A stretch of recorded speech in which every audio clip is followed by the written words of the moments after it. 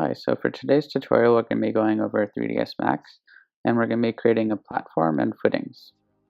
So first we're going to start off with a tube under Create, Geometry, and then Standard Primitive, so just a tube. Click, drag back in, and then let's just change this so you can see. You can change the radius to 6 meters and 3 meters, the internal one. And then we don't need any height segments. And we can increase the sides to make it a bit more smooth. It goes up to maximum of 200, so we can do that to make it smooth. And let's just rename it to make it easier for us. Now we'll just copy it, make sure it's not an instance because otherwise it changes. So we'll just copy it and hide it just so we have it just in case. Now we'll make a circle.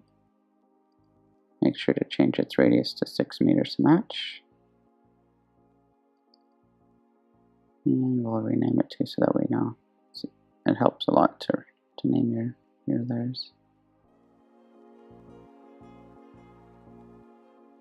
So again, we make a copy because we'll need it for later. And align them by the centers and the X, Y, and Z.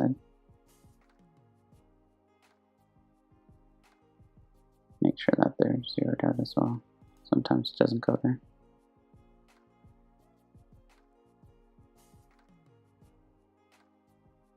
So for the footings, we'll make them set in by 0.5. And we'll start creating them by making a box and another one and editing their parameters. So make a footing, and now we will align them together.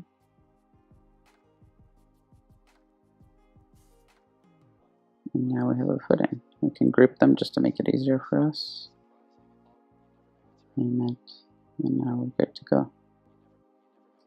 So under hierarchy, we can affect the pivot and we'll bring it up to the top. That way it pivots at the top and we don't have to adjust it later. Turn that off, otherwise it changes. And just to see it better, we'll turn off the tube. So now we can use Align Spacing Tool or Shift-I. And then we pick a path and we pick that circle that we made. And we can change the amount depending on what you like. We can just do 10 for this example. So that's one way to do it. Another way we can do it is if we copy and paste this over. And the footing as well. Now we'll have to change the hierarchy again and the pivot point. So since we have a 5.5 meter circle, we need to offset that pivot in the X by 5.5. And now when we align it, we can make sure we do pivot point, X, Y, Z, X, Y, Z. And now it's aligned to that circle. So now if you type X, then you can get the commands and we can put the array tool in. 360 degrees, but since we want 10, we'll do 36. Now if we preview it, you can see, and click OK.